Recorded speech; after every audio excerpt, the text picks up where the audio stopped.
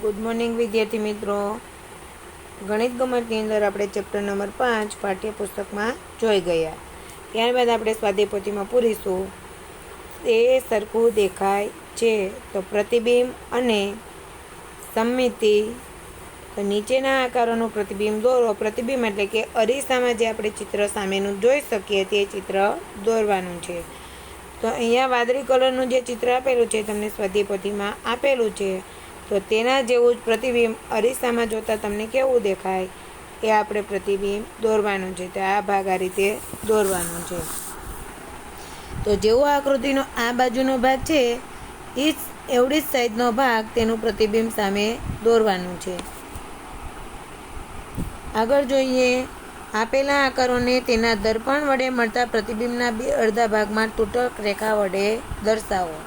અહીંયા શું કીધું છે કે ઉપર આપણે અડધો ભાગ આપી દીધો હતો અને અડધો ભાગ આપણે પ્રતિબિંબમાં કેવો દેખાય એ દોરવાનો હતો. હવે અહીંયા આપણે સામે પ્રતિબિંબ પણ આપી દીધું છે, પરંતુ આપણે કઈ જગ્યાએ અરીસો કે દર્પણ રાખીએ જેથી પ્રતિબિંબ બંને બાજુ સરખું દેખાય. તો અહીંયા અરીસો રાખતા આ બાજુનો ભાગ ઢાંકીએ તો આપણે સામે અરીસામાં કેવું પ્રતિબિંબ દેખાશે, આ બાજુનું છે એ રીતે પ્રતિબિંબ દેખાશે. ચાલો સ્ટાર છે એમાં આપણે અહીંયા અરીસો રાખીશું. ત્યાર પછી ત્રિકોણની અંદર આ તૂટક લાઈન દ્વારા દર્શાવેલું છે, જેથી તેના બે ભાગ સરખા થાય એ રીતે આપણે તૂટક રેખા બતાવવાની છે. ચાલો પ્રશ્ન નંબર 3. નીચે આપેલી આકૃતિને કેટલી રેખા વડે એક સરખા બે ભાગમાં વિભાજિત કરી શકીએ તે જણાવો. તૂટક રેખા પણ દોરો. ચલો અહીંયા જે આકાર આપેલા છે, પહેલો આકાર આપેલો છે ચોરસ. તો રેખાની સંખ્યા કેટલી છે? 4. આપણે કઈ રીતે તેને અલગ અલગ બતાવી શકીએ? તો 1, 2, 3 અને 4. 4 રેખાની મદદથી આપણે સરખા ભાગમાં વિભાજિત કરી શકીએ. તો બધી બાજુના ત્રિકોણ કેવા થાય? સરખા. ત્યાર પછી આપણે જોઈએ બીજી આકૃતિ.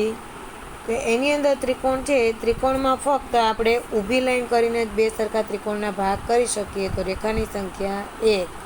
આપણે રેખા એવી દોરવાની છે જેથી તેના સરખા ભાગ થતા હોય. ચલો અહીંયા આપેલો છે 2 મીંડા અથવા તો 8 જેવો ભાગ આપેલો છે. તો એની અંદર અહીંયા કરે તો પણ બે સરખા ભાગ થાય અને આ રીતે કરે તો પણ બે સરખા ભાગ થાય. તો રેખાની સંખ્યા કેટલી દોરાય? 2 રેખા આપણે દોરી દીધી. અહીંયા લખવાનું છે 2. ચલો અહીંયા ચોકડીનું નિશાન આપેલું છે, પ્લસનું ચિહ્ન. તો એની અંદર આપણે અહીંયાથી આ રીતે કરીએ તો પણ સરખા ભાગ થાય. ત્યાર પછી આ રીતે રેખા દોરીએ તો પણ એના સરખા જ ભાગ થાય બધી બાજુના. તો કેટલી રેખા દોરી? 4. આપેલ આકૃતિને એક સરખાતા દેખાતા બે ભાગમાં વહેંચી શકાય કે નહીં તે હા કે નાથી જણાવો. તો અહીંયા તમારે જવાબ લખવાનો છે. ચાલો પહેલાંને આપણે અહીંયા લીટી કરીએ તો બે સરખા ભાગમાં વહેંચી શકાય. આની અંદર પણ વહેંચી શકાય. અહીંયા પણ આડી લાઈન પાડીએ એટલે વહેંચી શકાય. એમ પણ વહેંચી શકાય. એફને વહેંચી શકાતો નથી. આ પણ વહેંચી શકાશે નહીં, કારણ કે આ બાજુ ગોળ આવવું જોઈએ, જે કઈ બાજુ છે? ઉપરની તરફ. ત્યાર પછી ઘરને પણ વહેંચી શકાય નહીં. તેમાં પણ લખવાનું છે ના. આઈને બે બાજુ વહેંચી શકાય. આ રીતે પણ વહેંચી શકાય અને ઊભો કરો તો પણ ચાલે. એમાં આવશે હા. ત્યાર પછી જોઈએ પ્રશ્ન નંબર 5. દોરેલી તૂટક રેખા જે તે આકારને એક સરખા દેખાતા બે ભાગ વચ્ચે વહેંચે છે કે નહીં, હા કે ના લખી જણાવો. ચલો અહીંયા આપેલું છે પેન્સિલના ઉપરના ભાગનું ચિત્ર આપેલું છે. તો આ બે ભાગ સરખા કરે છે તો ત્યાં લખવાનું છે હા, અને તૂટક રેખા પણ દોરવાની છે.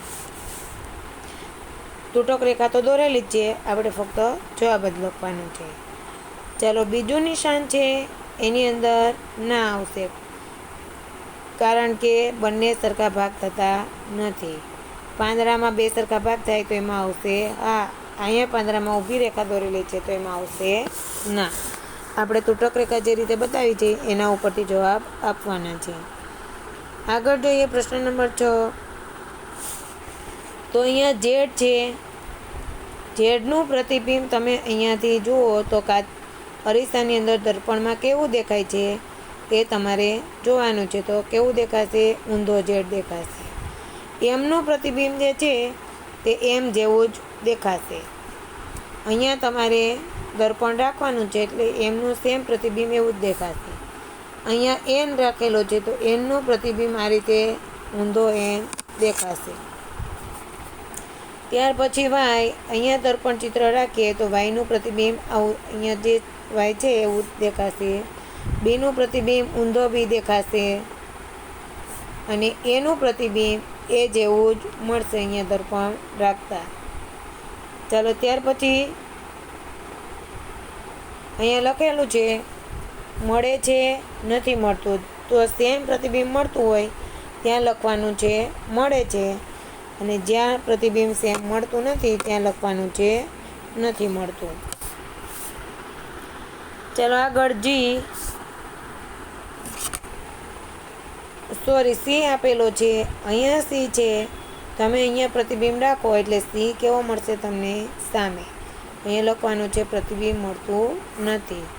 એચનું પ્રતિબિંબ અહીંયા અરીસો રાખતા અહીંયા જેવો એચ છે તેવું જ પ્રતિબિંબ મળે છે, ત્યાં લખવાનું છે મળે છે. અહીંયા અરીસો રાખતા જે આપણને ઊંધો દેખાય છે તો ત્યાં લખવાનું છે નથી મળતું. ત્યાર પછી જોઈએ પ્રશ્ન નંબર 7. ચલો નીચે આપેલા આકારોને અડધો આંટો ફેરવીને દોરો. તો અહીંયા જે પેલો એ આકાર આપેલો છે એને અડધો આંટો ફેરવતા એટલે કે 1/3 આંટો ફેરવતા એટલે આ જે આપણો રંગેલો ભાગ છે એને આપણે ફેરવીએ તો આ બાજુનો ભાગ હોય ક્યાં આવી જશે? આ બાજુ. અડધો આંટો ફેરવીએ એટલે, અને આકૃતિ જેમની છે એમનામ જ રહેશે. ત્યાર પછી પાંદ આપેલું છે તો પાંદ ઊભું આપેલું છે એને અડધો આંટો ફેરવો એટલે આ રીતે આવી જશે. ત્યાર પછી સ્ટાર આપેલો છે તો સ્ટારમાં જે ઊભો ત્રિકોણ છે એ અડધો આંટો ફેરવીએ તો ક્યાં આવશે? નીચે. ફરીથી આંટો ફેરવીએ એટલે ફરીથી ઉપર આવશે. ત્યાર પછી પ્રશ્ન નંબર ડી. ચલો એની અંદર જે આકાર જેવો છે એવો જ અડધો આંટો ફેરવીએ તો આકાર છે એવો જ મળશે. તો એવું જ ચિત્ર બનાવવાનું છે. ત્રિકોણ છે એમને અડધો આંટો ફેરવતા ત્રિકોણનો જે ઉપરનો એક ભાગ છે ક્યાં આવશે? નીચે. અહીંયા ત્રિકોણ છે એને તમે અડધો આંટો અહીંયાથી આમ ફેરવતા આ ત્રિકોણ ક્યાં આવશે? આ બાજુ. નીચે છે ઉપર જતું રહેશે. ત્યાર પછી એમ છે, એમને અડધો આંટો ફેરવતા એ કેવો થશે? ડબલ્યુ. એ આપેલો છે એને ઊંધો આંટો ફેરવતા એ ઊંધો બનશે, અને આઈ જે છે એને ઊંધો આંટો ફેરવતા પણ તે મૂળાક્ષર આઈ જેવો જ રહેશે. ત્યાર પછી આપેલું છે જેમાં 6 આપેલા છે તો 6ને અડધો આંટો ફેરવીએ તો શું બનશે? 9. 1ને અડધો આંટો ફેરવીએ તો 1 કેવા બનશે? ઊંધા. અહીંયાથી આપણે લઈ જઈએ તો આવી રીતે બને. ત્યાર પછી 7 આપેલા છે તો 7 પણ કેવા બનશે? ઊંધા. અહીંયાથી આપેલા છે, અહીંયાથી તમે લઈ જાઓ આ પાકડું આ રીતે થાય તો 7 ઊંધા થશે. ચાલો અંગ્રેજીમાં મૂળાક્ષરો એવા કયા અક્ષરો છે જેને અડધો આંટો ફેરવવાથી મૂળ અક્ષરો જેવા જ દેખાય છે અને આકાર પણ દોરો? તો અહીંયા આપેલા છે H, I, O અને X. ચાલો અડધો આંટો ફેરવ્યા પહેલાં અને આપણે અડધો આંટો ફેરવ્યા પછી આ જે મૂળાક્ષરો 4 છે એ જેવા છે એવા જ દેખાશે. આગળ જોઈએ પ્રશ્ન નંબર 9. ચલો નીચે આપેલા જે અંગ્રેજી શબ્દને અડધો આંટો ફેરવતા એના એ શબ્દો વંચાય તેની પાસેના ખાનામાં કરો, અને જે શબ્દો એના જેવો જ વંચાય નહીં એની પાસેનામાં ખોટું કરો. અહીંયા મોમ આપેલું છે તો એ અડધો આંટો ફેરવતા એમના શું થશે? ડબલિયા વાવ થશે. તો એમાં આવશે ખોટું. ત્યાર પછી આપેલું છે ઓનિયન, તો ઓનિયનમાં પણ આવશે ખોટું. ઝૂમ આપેલું છે, તો ઝૂમમાં પણ આવશે ખોટું. મેમ આપેલું છે, એમાં પણ અડધો આંટો ફેરવતા એવું જ દેખાશે નહીં, એમાં પણ આવશે ખોટું. સૂન આપેલું છે, એમાં પણ ખોટું. માવ આપેલું છે, તો ડબલ્યુનો એમ બનશે અને એમનો ડબલ્યુ બનશે, તો આ આકાર એવો ને એવો જ રહેશે, તો એમાં આપણે કરીશું ખરું. સ્વિમ્સ છે, તો આ એસ જે છે તે એસ આ બાજુ આવશે આંટો ફરીને, અને એમ છે એ ડબલ્યુ બનશે, આઈનો આઈ, અને આ ડબલ્યુ છે એમ થશે અને અહીંયા આવશે એસ, તો આ આકાર આવશે ખરો. સ્વિચમાં પણ એસ આગળ આવશે, આ એસ પાછળ જતો રહે અને આઈનો આઈ, તો એમાં પણ આવશે ખરો. નૂનમાં પણ એ જ રીતે આ નૂન જે છે એ આ બાજુ આવશે, આ નૂન એન છે આ બાજુ આવશે, વચ્ચેના ઓ બદલે તો પણ એવા ને એવા જ રહેશે, તો એમાં પણ આવશે ખરું. ચાલો પછી પ્રશ્ન નંબર 10, 0 થી 9 સુધીના અંગ્રેજી અંકોને અડધા આંટા ફેરવો, તેમાંથી કયા મૂળાક્ષરો મૂળ અંકો જેવા દેખાશે. ચાલો 0 થી 9 સુધીના અંકોને અડધા આંટામાં ફેરવતા 0, 1 અને 8 એ મૂળ અક્ષરો જેવા જ દેખાશે. ચાલો માગ્યા મુજબની એવી સંખ્યાઓ લખો કે જેને અડધા આંટા ફેરવતા એની એ જ સંખ્યા દેખાય. તો અહીંયા 2 અંકની સંખ્યાઓ છે 88, જેને આપણે ઊંધા ફેરવો તો પણ એ જ સંખ્યા દેખાય, અને અડધો આંટો ફેરવો તો પણ એ જ સંખ્યા દેખાય, અને 11 એમાં પણ એ જ સંખ્યા દેખાશે. ચાલો ત્યાર પછી અહીંયા જોઈએ 3 અંકની સંખ્યાઓ, તો 111, આ એકને આગળ લ્યો તો પણ 111 જ થાય, આ એકને આગળ લ્યો તો પણ 111 જ થાય. 101 છે, અહીંયા આગળ આ એકને મૂકો તો પણ 101, અહીંયા મૂકો તો પણ 101. 808માં પણ એ જ રીતે છે, 818, 888, તો 2 અંકની 88 અને 11 આવશે, અને 3 અંકની સંખ્યા 111, 101, 808, 818 અને 888. ત્યાર પછી પ્રશ્ન નંબર 12, 4 અંકની સંખ્યા છે, તો 4 અંકની સંખ્યાની અંદર 1001, 1111, 1881, 8008, 8118, 8888. ત્યાર પછી 5 અંકની સંખ્યાઓ, તો એની અંદર આવશે 11011, 10001, 11111, 18881, 88088, 18081, 88188, 80008, 81118 અને 88888. તો 4 અંકની, 5 અંકની, 3 અંકની અને 2 અંકની બધી જ સંખ્યાઓ આપણે યાદ રાખવાની છે. પ્રશ્ન નંબર 12, નીચેમાંથી કયા આકારને અડધો આંટો ફેરવવાથી તે જ આકાર મળશે? તો પી આકાર આપણને છે એ મળશે નહીં, ફક્ત એક જ આકાર એવો છે જેને અડધો આંટો ફેરવતા એના જેવો જ દેખાશે. નીચેનામાંથી કઈ સંખ્યાને અડધો આંટો ફેરવતા તે જ સંખ્યા દર્શાવશે, તેના ઉપર ખરું કરો. ચાલો 111 ઉપર ખરું, બીજો નંબર છે 101 પર પણ ખરું, 1111 પર ખરું, 999માં ખોટું આવશે, કારણ કે એમને અડધો આંટો ફેરવતા કેવા દેખાય 6 જેવા દેખાય. અહીંયા આવશે ખરું, અહીંયા આવશે ખરું, તો એક જ ફક્ત ખોટું આવશે. ત્યાર પછી 14મો પ્રશ્ન, નીચેનામાંથી કયા અંકને અડધો આંટો ફેરવતા તે જ અંક દેખાશે? ચલો એમાં આવશે ઉત્તર ડી 8. પ્રશ્ન નંબર 15, નીચે આપેલા આકારોને ચોથો ભાગ ફેરવીને દોરો. તો અહીંયા આ રીતે ઊભું રાઉન્ડ આપેલું છે, ચોથો ભાગ એટલે આવી રીતે એમનો ચોથો ભાગ થાય તો આ ચોથો ભાગ અહીંયા આવશે, એ રીતે ફેરવવાનું છે.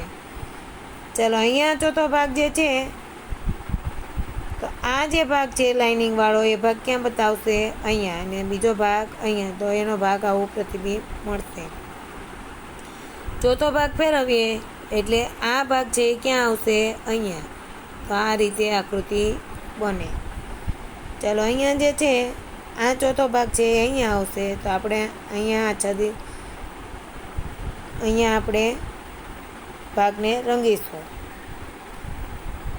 ત્યાર પછી છે લંબચોરસ આડો આપેલો છે, તો 1/4 ભાગ ફેરવીએ તો લંબચોરસ કેવો બનશે? ઊભો. ત્રિકોણ ઊભું છે તો ત્રિકોણ કેવું થશે? આડું. આગળ જોઈએ જી, પાંદ ઊભું આપેલું છે, 1/4 ફેરવતા પાંદ કેવું થશે? આડું. પછી અહીંયા જે આકાર આપેલો છે ચતુષ્કોણ, એનો આકાર આ રીતે છે, તો આપણે 1/4 આકાર ફેરવીએ તો એ આકાર ક્યાં આવશે? અહીંયાથી અહીંયા. તો આ રીતે કરવાનું છે. ફૂલની પાકડી છે 1/4 ફેરવવાની છે, તો ફૂલની પાકડી ક્યાં આવશે? આ પાકડી છે એ આટલી જગ્યા બદલશે, થોડીક જ જગ્યા બદલશે, કારણ કે ફૂલની પાકડી 3 જ આપેલી છે ને ભાગ કેટલા કરવાના છે? 4. 1/4 ભાગમાં ફેરવવાના છે. તો જેવું ફૂલ છે એવું સેમ ફૂલ નથી. જો આ ફૂલની પાંદડી છે એની જગ્યા ચેન્જ થઈ ગઈ, અહીંયા આવી ગઈ છે, એટલે આકૃતિ વ્યવસ્થિત જોઈને બધી દોરવાની છે અને ફૂટપટ્ટીનો ઉપયોગ કરીને જ દોરવાની છે. ચલો નીચે આપેલા આકારોમાં ફેરફાર કરી એવા આકાર બનાવો કે જેથી તેને અડધો આંટો ફેરવવાથી તેમાં ફેરફાર ન થાય. તો આપણે આકાર એવો બનાવી દેવાનો કે જેથી એમાં કોઈ પણ જાતનો ગમે તે બાજુ ફેરવો તો ફરક પડે નહીં. અડધો આંટો ફેરવો તો બધી બાજુથી આકાર સરખો જ દેખાય. તો અહીંયા એક પાકડું આપેલું છે, તો આપણે 4 બાજુ પાકડા દોરી દઈશું, એટલે અડધો આંટો ફેરવતા એ સંખ્યા જે આકૃતિ છે એ એવી જ દેખાશે. અહીંયા જે મીંડું આપેલું છે એ મીંડું આપણે દૂર કરીશું, પછી આકૃતિ કેવી દેખાય? સરખી. ત્યાર પછી અહીંયા જે એક ભાગ દોરેલો છે, તો અહીંયા પણ આપણે બીજી બાજુ ભાગ દોરી દઈશું, એટલે અડધો આંટો ફેરવતા ફરીથી આ ભાગ નીચે આવશે અને આ ભાગ ઉપર જાય. આકૃતિમાં કોઈ પણ જાતનો ફરક પડે નહીં. અહીંયા ત્રિકોણ આપેલું છે, તો એવું એક ત્રિકોણ આપણે બીજું દોરી દઈએ તો ઉપર નીચે ભાગ આવે તો પણ તેમાં ફરક પડતો નથી. પ્રશ્ન નંબર 17, નીચેના આકારો જુઓ અને તેને કોષ્ટકમાં આપ્યા મુજબ ફેરવતા તે કેવો આકાર દેખાશે તે દોરો. આ જ પ્રશ્ન પાઠ્યપુસ્તકમાં પણ છે. ચલો અહીંયા શું આપ્યું છે? આકાર ત્રિકોણ આપેલો છે. હવે એને 1/3 ફેરવવાનો થાય તો ત્રિકોણવાળો જે ઉપરનો ભાગ છે ક્યાં આવશે? નીચે. 1/4 ફેરવવાનો થાય એટલે ત્રિકોણ થશે આડું. ત્યાર પછી ચોરસ આપેલું છે, તો ચોરસમાં 1/3 પણ કોઈ પણ જાતનો ફરક પડશે નહીં અને 1/4 પણ એનો એ જ આકાર રહેશે. લંબચોરસ આપેલું છે, તો લંબચોરસની અંદર અડધો આંટો ફેરવતા લંબચોરસ એવો ને એવો જ આકાર દેખાશે, પરંતુ જ્યારે 1/4 ફેરવાનું કહે ત્યારે લંબચોરસ કેવું બનશે? ઊભું. ત્યાર પછી ષષ્ઠકોણ આપેલું છે, તો અહીંયા જે આકાર આપેલો છે 1/3 ફેરવતા એવો ને એવો જ આકાર મળશે, જ્યારે 1/4 આકાર ફેરવો ત્યારે આ કેવું? ષષ્ઠકોણ, ઊભું ષષ્ઠકોણ મળશે. ત્યાર પછીનો આકાર આપેલો છે, અહીંયા સ્ટાર આપેલો છે, તો સ્ટારની અંદર ત્રિકોણ આપેલો છે, તો ત્રિકોણ 1/3 ફેરવવાનો છે. તો 1/3 ત્રિકોણમાં ફેરવતા ત્રિકોણને 3 બાજુ હોય તેમાં કોઈ પણ જાતનો ફરક પડશે નહીં. અને 1/6 છે, તો એની અંદર પણ 1/6 પણ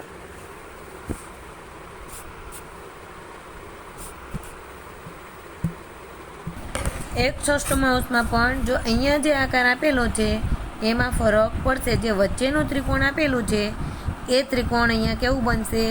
ઊભું ત્રિકોણ બનશે. 1/3 ફરક પડશે નહીં, પરંતુ 1/3 ફરીથી પાછું ઉપર આવે ત્યારે ત્રિકોણ કેવું બનશે? ઊભું ત્રિકોણ બનશે. તો અહીંયા ભૂલ છે.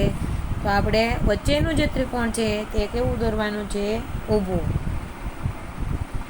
આગળ જોઈએ, બીજી આકૃતિ જે છે તે 1/3 પણ જેવી છે એવી જ દેખાશે અને 1/6 આકાર ફેરવતા પણ જેવો આકાર છે એવો જ દેખાશે. ત્યાર પછી સ્ટાર પણ જેવો છે એવો જ 1/3 ફેરવો તો પણ એવો દેખાશે અને 1/6 પણ એવો જ દેખાશે. ચાલો અહીંયા જે આકૃતિ આપેલી છે એની અંદર જોઈએ તો 1/3 ભાગમાં જેવી છે એવી જ આકૃતિ દેખાશે, પરંતુ 1/6 જે આ ભાગ નીચે છે, જેમ આપણે ત્રિકોણમાં ઉપર કર્યો હોય તેવી રીતે આમાં પણ ઉપર આવશે. તો અહીંયા ત્રિકોણ વચ્ચેનું જે ત્રિકોણ છે એ ક્યાં કરવાનું છે? ઉપર. ચાલો નીચેના આકારોને 1/3 આંટો ફેરવીને દોરો. તો અહીંયા એ આપેલો છે ત્રિકોણનો 1/3 ભાગ સેમ જેવો છે એવો જ થશે.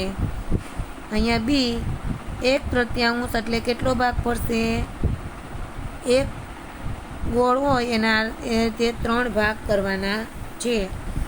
તો આ જે છે આટલો ભાગ પડે. તો અહીંયા જોઈએ આ ભાગ ફરીને કેટલા આવ્યો? અહીંયા સુધી આવશે. તો આ 1/3 ભાગ પડતા આવી આકૃતિ મળશે. ત્યાર પછી ચોરસ આપેલું છે, તો ચોરસનો 1/3 ભાગ આ જે છે એ રીતે દોરવાનું છે. અહીંયા તીર આપેલું છે, તીર ફરીને આ બાજુ આવે આટલો ભાગ પડશે. તો તીર કેવું દોરવાનું છે? આ રીતે દોરવાનું છે. ત્યાર પછી ઈ આપેલો છે, લંબચોરસ આપેલો છે, લંબચોરસને પણ 1/3 ભાગ ફેરવવાનો છે. તો આ રીતનો લંબચોરસ બનાવવાનો છે અને ત્રિકોણ આ રીતે ઊભો છે તો 1/3 ભાગ ફરતા આ રીતે બનશે.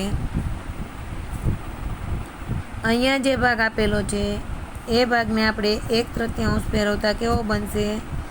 આ જે ભાગ છે અહીંયા આ બાજુ આવશે. તો આ રીતે દોરવાના છે. ત્યાર પછી અહીંયા આ લંબચોરસ જે છે એને 1/3 ભાગ ફેરવતા કેવું થશે? આ જે ષષ્કોણ છે એને જ ફેરવવાનો છે. તો આ ભાગ ફરીને ક્યાં આવશે? આ ભાગ ફરીને આટલે આવ્યો. તો આ રીતે બધી જ આકૃતિઓ આમાં જે રીતે દર્શાવેલી છે એ રીતે. અને વર્તુળ વ્યવસ્થિત તમારી પાસે જે કંઈ પણ વસ્તુ ગોળ હોય એની મદદથી કરવાનું છે. અને ત્રિકોણ, લંબચોરસ, ષષ્કોણ એ બધા માટે ફૂટપટ્ટીનો ઉપયોગ કરવાનો છે.